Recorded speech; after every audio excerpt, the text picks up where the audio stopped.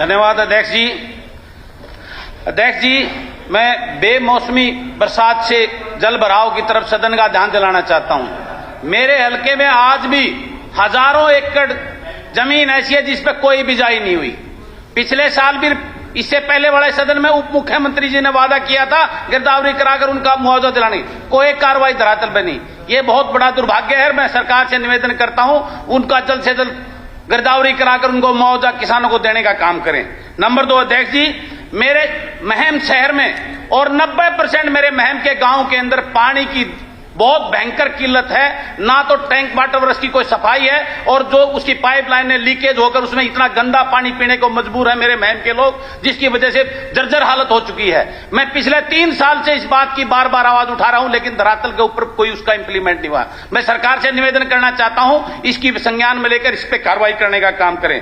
अध्यक्ष जी, एक सबका साथ सबका विकास की सरकार बात करती है। मैं पिछले 3 साल से एमएलए बनने के बाद में मेरे महम शहर में गर्ल्स कॉलेज की आवाज उठाता आया हूं। मेरे महम शहर के जो हॉस्पिटल की जर्जर हालत हो चुकी है बिल्डिंग की, उसकी आवाज उठाता आ रहा हूं। मेरे महम के अंदर सीवरेज सिस्टम ठप हो चुका है, उसकी आवाज उठा, लेकिन आज तक धरातल पे कोई कार्रवाई नहीं। मैं सरकार से निवेदन करना चाहता हूं इसके ऊपर जल्द से जल्द कार्रवाई करने का काम करें। अध्यक्ष जी, मेरे हलके की सड़कों का जर्जर हालत है। मेरे महम बड़ंबा बसाना रोड, महम भैरो बहनी रोड, बहुकपुर से समर गोपालपुर रोड, बहुकपुर से निडाना रोड, गिरावड़ से समर गोपालपुर रोड, गिरावड़ से निडाना रोड, बैसी से गुगाहेड़ी रोड, इसकी जर्जर हालत है। पिछले 6 महीने से उप मुख्यमंत्री जी कहते हैं हमने 25 करोड़ रुपए हब हल्के में दे दिए, लेकिन धरातल के ऊपर कोई कार्रवाई जीरो है। उन सड़कों को कार्रवाई करके उसके ऊपर दुरुस्त करवाने का काम करें, मेरी ये निवेदन है।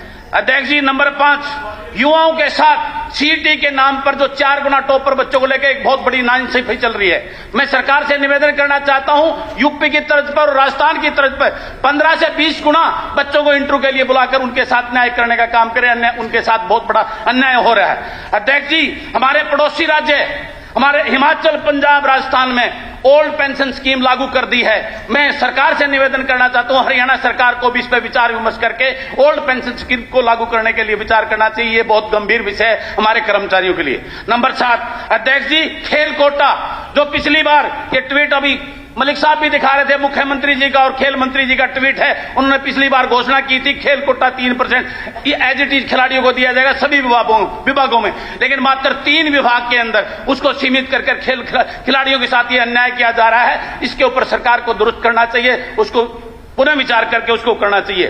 दूसरा, मैं पुलिस विभाग के जो ज्वाइनिंग के लिए तरस्त जो यहां पर आंदोलन में कर रहे हैं, उन भारतीयों के लिए मैं निवेदन करना चाहता हूं सरकार कोर्ट में उसकी पूरी पैरवी करके उनको ज्वाइन कराने का काम करें। इसी प्रकार से 2019 से आईआईटी इंस्ट्रक्टर जिसकी पूरी प्रक्रिया हो चुकी है, लेकिन आज तक उनको ज्वाइन नहीं करा गया है, उनको ज्वाइन कराने का काम करें। मैं यह सरकार से निवेदन करना चाहता हूं। उसके बाद मैं सरकार का ध्यान, वीएलडी एक ऐसी पोस्ट है जो वीएलडी भर्ती होता है और वीएलडी रिटायर हो जाता है, उसको कोई भी की सम्मान का कोई पद या ऐसा कुछ नहीं रहता। वीएलडी वो इतने दिनों से उनकी 4-5 मांगे हैं, उन पर विचार करके उनको करने का काम किया जाए। अध्यक्ष जी, एक पटवारी जिसकी जो योग्यता स्नातक कर दी है, लेकिन उसका जो पे स्केल है वह 12th पास के बराबर है। वो बेचारे इतने दिन से सरकार को गुरा लगा आंदोलन कर रहे हैं, उनको स्नातक के बराबर का जो पे स्केल करके उनके साथ न्याय करने का काम करें। एक सबसे महत्वपूर्ण, आज पूरे प्रदेश के अंदर हमारी पंचायती संस्थाएं के सरपंच जो आज त्रासदार सड़कों पे हैं, मैं निवेदन करना चाहता हूं उनको चोर ना समझकर, ये बहुत अहम भिन्न अंग है लोकतंत्र का, उनको 20 लाख का मैं पंचायत मंत्री जी से निवेदन करना चाहता हूं उनको 2 लाख की बजाय 20 लाख का उनका जो है काम करने की पावर बढ़ाकर उनका सम्मान किया जाए। मेरा यह निवेदन है और मैं मानता हूं पूरा सदन इसके लिए, पूरे सभी एमएलए उसका समर्थन करते हैं। सभी के बहुत बहुत धन्यवाद। अध्यक्ष महोदय, मैं इसको स्पष्ट करना चाहता हूँ। हो गया, टाइम हो गया मुन्नू साहब, फोकस। मैं ये कंफ्यूजन है माननीय सदस्य, जो बात पहले भी एक माननीय सदस्य ने अपनी बात रखी, अभी बलराज कुंडू जी भी रख रहे हैं, कोई पावर हमारी जो चुनी पंचायतें हैं सरकार के द्वारा कम नहीं की गई है। सिर्फ और सिर्फ जो प्रोसेस मैनुअली था हम उसको टेंडर प्रोसेस में लेके गए हैं। उसकी ड्राफ्टिंग कल भी माननीय मुख्यमंत्री जी ने रात के 12 बजे तक मीटिंग लेकर तैयार करवा ली है और कल माननीय मुख्यमंत्री जी उसका उल्लेख भी करेंगे। और ये कह देना कि सरपंचों को चोर, किसने चोर कहा? काम मैनुअली की बजाय सिर्फ और सिर्फ, ये खुद आप लोग ये अपने मुंह से बोल रहे हैं, वो चुने प्रतिनिधि हैं, उनके संवैधानिक राइट हैं, सरकार उनको सुरक्षित कर दी है। उल्टा सिर्फ और सिर्फ काम की अकाउंटेबिलिटी का मामला है, उसको हम करना चाहते हैं। जीरो टॉलरेंस पर हम काम करना चाहते हैं। जो घपले थे, हजारों सरपंचों की इंक्वायरियां खुली हुई हैं, उसमें अधिकारी कर्मचारी भी सम्मिलित हैं, उस पर कड़े कानूनी कार्रवाई हुई है, आगे भी होगी। सिर्फ और सिर्फ ये कह देना मैनुअल क्या बनाएंगे? आज ये बिल्डिंगे सारे आप तो खुद ठेकेदार हैं, आप तो खुद ठेकेदार हैं। आप बताइए मैनुअली क्या रोड बनाते हैं? आप खुद ठेकेदार हैं। तो नहीं, कुछ बदलाव प्रदेश के हित के लिए।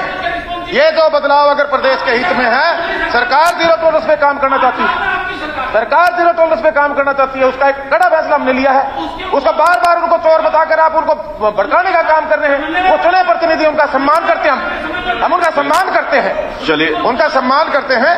धन्यवाद। ये कह देना कि सिर्फ मैनुअल की बजाय ये टेंडर प्रोसेस में जा रहा है, इसके अलावा कोई इसमें चेंजेस नहीं है। श्री ईश्वर सिंह।